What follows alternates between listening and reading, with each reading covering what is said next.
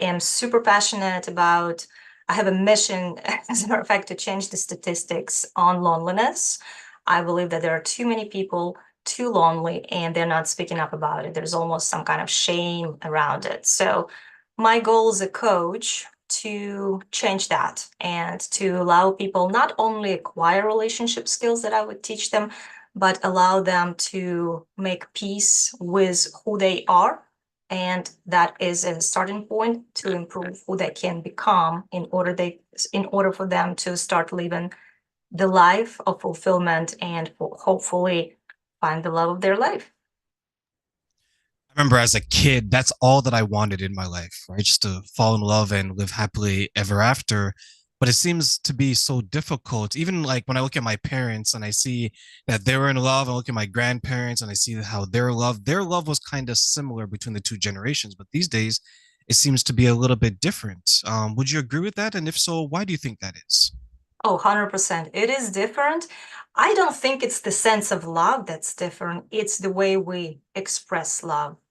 And nowadays, love is, I think a lot more people are kind of waking up a little bit to the concept, or actually, I should say, misconception that love is this romantic, beautiful story that we see in the movie, when in reality, love, creating a love story is something that requires work. I think there's a bit of a awakening on that part. But yes, when I think back, well, I didn't really see any expression of love between my parents. Unfortunately, when I was growing up, it was just non-existent. And I think it was just much lower expectations. And at this point, we have with all of the movements and all the changes, beautiful changes in history, much needed changes. But now the expectations are different. However, it's a good thing, but it also possesses certain challenge because now, if we talk about men are somewhat confused about those expectations. They don't know what to expect. They don't know what women expect from them. And this is where coaching comes in. I was sharing actually, but that you mentioned, I was sharing with one of my friends today, oddly enough. It's like I knew you were coming on my show. And I told There you her, go. Universe works in I mysterious. know, right? It's like, hey, I'm gonna tell her she's on my show and she's kind of similar to you, right? In the way that you speak and the things that you want. And I told her that for me, the sensual part of relationships is so important, like the holding, the kissing, the cuddling, the understanding, like the build up of the emotions between the two people. And then she shared back that there are some times where in her experiences or her observation that people were very selfish in nature. It's like, how much can I extract from this person without replenishing what they're taking from them? And when I look at the dynamic between men and women, it seems to be in my dating experience, because I was a serial dater years and years ago, where you're trying to get as much as possible out of the person without necessarily trying to be as balanced. And that's from the men's perspective. Do you think that maybe for women who are more in tune into their emotions, maybe that's why they're a little bit more ready for the relationship, where the men are kind of left wandering because they probably think, hey, I wasn't necessarily taught how to express myself this way, but I know how to take and maybe manipulate situations to my benefit. Yes, that's actually a very valid point. I do want to start though by saying that it's not only men who have a tendency, or at least as you have expressed, have a tendency to take more than to give. It goes to both genders, and I can say that there was the phase of my life where I was doing the same thing. It's only now when I were to look back and reflect back and connect the dots, I know that the reason I was so self-centered and selfish, as you said, is because I did not know what I possessed inside of me because I grew up with the mindset of scarcity pretty much around everything. So it kind of bled over into my relationship dynamic. I was always scared that I don't have enough. And when that mentality kind of overpowers your whole being, it affects and impacts the connections we are making. So this selfishness or self-centeredness, I think it more comes not from somebody being ill-tempered or a bad person. I don't usually use those words, bad person, bad or good. It's very subjective, but it more comes from the place of certain emotional trauma, certain emotional conditioning we experience in our childhood. So while that was not our fault, however, once there's awareness of this, it is our responsibility to make sure we change this dynamic, we break this cycle, and we go forward in a lot healthier way to approach relationship. What are some of the ways that maybe we can make those changes? Because as you mentioned, it's not unique to men or women, but you'd mostly deal with men. I mostly deal with women. So how can we overcome that maybe together instead of apart?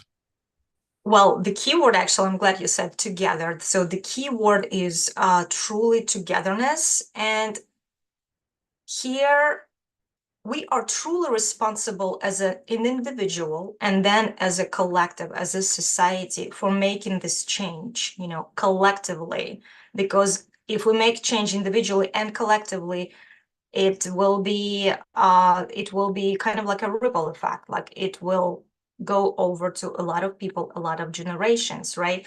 But what we can do is, number one, is truly accepting the fact that the change needs to be made, meaning that we have to be okay with admitting that maybe we haven't been doing it the healthiest way possible. Maybe there is a better way to do it. So that requires some courage to really sit with yourself and goes like, okay, maybe I am the problem.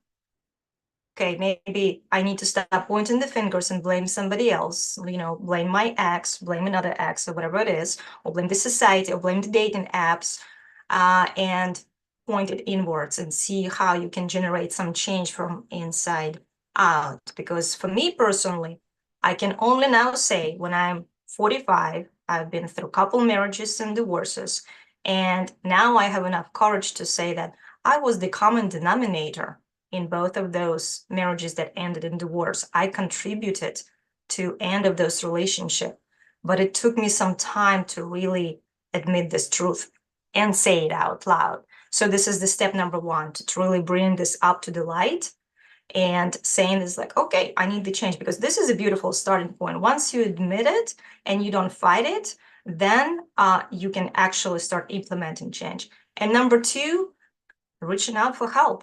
This is one of the biggest mistakes I did when I started my own transformative journey, is thinking that I will do it all by myself. And I was going, I'm not going to tell anybody that I've got issues, and I'm going to do all my work in secret. And then I'm going to be like, ta-da, look at me, I'm all perfect. I'm all fixed. Well, it didn't work that way, because I realized sometime, actually a couple years into my transformative journey, I realized it's just, you can't do it objectively. You just can't. You cannot think your way out of your thoughts.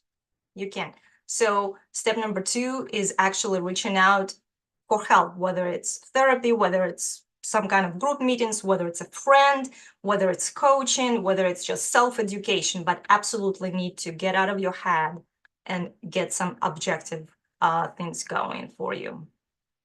It took me a number of years to understand exactly what you just said in my 20s, because I thought I can do it all by myself. I was very arrogant in my abilities, and I just didn't understand where I was going wrong until I said, "Hey, why don't you just ask where you're going wrong?" And it was such a simple process, but finding the courage, because maybe that's what I was lacking, was to find the courage to say, you know what, Terrain, at what point are you going to say that every single girl that you dated is crazy? At one point you're going to say every girl that you're dating is doesn't know what she wants. Yes, there's some exes that are crazy, and yes, some of them watch this very podcast, and they're probably going to comment and try to do something to me, but there's some good people that maybe our personalities just didn't match. And I think that's fair, because it's easy to say that the guy is a bum, he doesn't know what he wants, the girl is crazy, she's useless, but to your point, what if you look inward and say, hey, what am I contributing to this chaos? Am I picking the wrong person? Am I not setting my boundaries? Am I not communicating effectively? Because I think that's what gets misunderstood or missed is a communication piece. There was a woman I work with, and I'll tell you this, she has such a difficulty communicating what she wanted to her partners. She's in her 50s and she had no idea how to do this. And I just asked a simple question. I was like, isn't what you want and what you feel important? She said, yes. So tell people, I don't like this. I don't like that. For the men, is it hard for them to communicate the pain that maybe they're feeling or the uncertainty or maybe the anxiety because it's an emotional aspect of it and maybe they're a little bit reserved as quote unquote men are taught to be by society? What I have found is that it is extremely hard for men to typically come forward and say, I'm hurting inside. I have these emotions that I don't know how to process. Half of them don't even admit they have emotions because our society has men believe that as a matter of fact, the only emotion that ever is associated with is anger. And this is unfortunate because men can be sensitive. Men should be able to cry. They should be expressing their sadness or their disappointment or any emotion that comes up. They should be able to express it freely. However, many times they can't and they don't want to. And the reason for that being is maintaining the facade of strength. In many cases, strength, unfortunately, equates to emotionless expression, emotionless being. And that is so detrimental to men's health. And I see this times and times and times again. Men suffer in silence. I have a 13-year-old son. He's about to turn 13, and he happens to be a very emotional, very sensitive little guy. And I look at him and I wonder, like, I think I've done my best as a mother to equip him or continue to equip him with the skills needed to express his emotions in a healthy way. But I also look at him and I think, oh my God, like he will be labeled most likely as so and so, right? He's going to be hearing, oh, man up, suck it up. Men don't cry, boys don't cry. As a matter of fact, I heard it from my own parents, telling to my son, what are you doing? What are you crying for? You're 5. Boys don't cry. And I was like, no, no. I'm like, you don't get to tell him that. If he needs to cry, he needs to cry.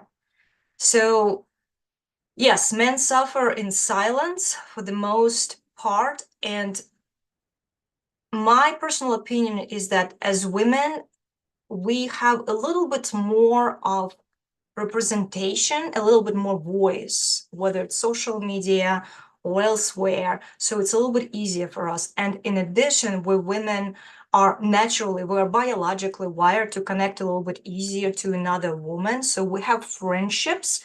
And guess what? Majority of men, they don't even have a best friend. So if you are feeling sad as a man, you don't pick up the phone of your friend and talk it out. We women do it. Men don't do it. However, any emotion that is not processed, it gets lodged in your body. If it's not processed, it doesn't just leave your body. It actually stays there until it accumulates and until it starts actually manifesting in some kind of physical illness. So it is absolutely paramount for men, all men, to learn how to embrace their emotions because this is the strength, not the strong facade. This is the strength, the vulnerability, ability to express your emotions. Easier said than done, though. I agree. I agree. I had to learn that. And it helped me to better understand my relationships. And for you, what are some of the commonalities that you're seeing amongst the men that you assist that when it comes to the relationships that they want, what is a common theme of the type of relationship that the men that you work with want out of a woman? Well, most men, all men, I would say, they want relationship. The challenge comes in when I, for instance, ask them, okay, you want relationship. This is our basic need. This is our psychological need to have a sense of belonging and sense of love. Okay, but that goes on our basic level. Let's elaborate on what exactly do you envision? So the question I asked, how do you want to feel in your relationship? And this is where it comes kind of as a surprise because most people don't think how they want to feel in the relationship. And typically the answers I get back is, well, I want to feel respect, I want to have trust, and I want to have kindness. I'm like, this is all wonderful, but these are very generic, generalized statements. How do you want to feel in the relationship on daily basis? So we kind of dismantle it, and I help them to truly build up their vision of their relationship so they can actually start working with the tools I'm giving them, implementing the actions that will help them manifest this vision. Because if we do not have the clarity of what we actually want, I don't think we can truly achieve that. So it is, the commonalities are, yes, we all want love, but the truth is we don't always know, or we don't put effort into learning it, what it truly means for us, finding love, having love, being in fulfilling relationship. And this is what needs to be normalized. This is why when we go on a date and people is like, well, I did not have the butterflies, so there was no chemistry, goodbye. I'm like, well, it's not about the butterflies, it's about the compatibility. So if you don't put effort into actually getting to know the person and you're only looking for that spark and butterflies, you are probably dismissing quite a few potential compatible people that you can explore it with. You also share what the women will look for on these dates from a man with your clients. Women, just like men, are looking for love. And what I am observing is there is more women that are looking for serious relationship and they're a bit in a rush to get there. So what women would do is they would be attracted to somebody, they feel the chemistry, and in 15 minutes in their mind, they're gonna already plan out a wedding. Meanwhile, the guy on the date is not even close to even think about committed relationships. So this is a mismatch in our approach, but it's natural actually. So this is where being equipped with this knowledge is very helpful. If you go in on a date, and I know the difference between biological wiring of women and men, right? So if you go in and you know that man most likely will tell you he might be kind of looking for something casual because most likely he is afraid to commit. And a commitment for a man is a very big decision because women are wired biologically to settle, and men are wired to explore. You can't go against nature. So there have to be other things in place for a man to decide that, oh, my life is going to be even more exciting and more interesting with her in it. And women, it's just a different approach for women. Women, because they usually want to have kids and want to have family, for them, it's kind of a more of a straight line from the date to the wedding. There was a time where when I had that thought in mind, there's some things that I desired because you go through, like when you're in between relationships, at least for me, I wanted to still have that contact with with someone else. And there's things that you miss, there's things that you desire, but you don't necessarily want to share it with the quote unquote wrong person, because then you could put yourself in a situation where what are you giving up for that moment of peace, happiness, and intimacy. And there's different levels of intimacy. So I'm not saying to go around and have sex with thousands of people. If that's your thing, that's your thing. But for me, it was a little bit of how about the connection with someone where you're in a relationship or your relationship is ending, you don't have that in the way that maybe you did it in year one or maybe even year two, but it's still something that you want. It's still something that you desire. Like women and men are so different in their biological wiring, but we all crave the same things, right? Like we all want to be wanted, we all want to be desired, we all want to be held, we all want to be say, you know what, Irena, you look nice today. Like we all want these small things, but there's maybe days, weeks, months we go without ever hearing it, and then we feel alone, even though we're in a marriage. We feel lonely, even though we're in a committed relationship. And then when we finally break free of it, we're trying to think, okay, I know what I don't want, which is in my past, but I'm trying to understand what is it that I do want. And that's my future. And I know from a man, as you mentioned, we explore and then we find, and then women will kind of settle. So, how do we find a balance between the two where at least both parties can get what they ultimately desire? This is a $1 billion question. I think it is all about compatibility. Remember, I mentioned butterflies and compatibility. So butterflies versus compatibility. This is where approaching, finding love and building relationship, forming the genuine connection should be taken in a very intentional, in a very proactive way, instead of looking for some overly romanticized idea that we see in the movies. We need to approach it from the place of how do I make the best decision possible? And the best decision possible comes through gauging, truly evaluating compatibility. And compatibility is not sameness. It's not that you are looking for the person with the same likes and dislikes. Compatibility is more of a workability. You have to know, once again, what's your vision on relationship, what is negotiable and what is non-negotiable, because you can absolutely take your differences and complement each other with those differences. And then you can have a very strong bond around your same likes and dislikes and kind of build the togetherness around it. But it's not about looking for somebody who is another version of us, a very similar version of us. It is having very deep conversations, very honest conversations at the initial stage of the relationship, where you get into the depth and substance of how will we do if we do commit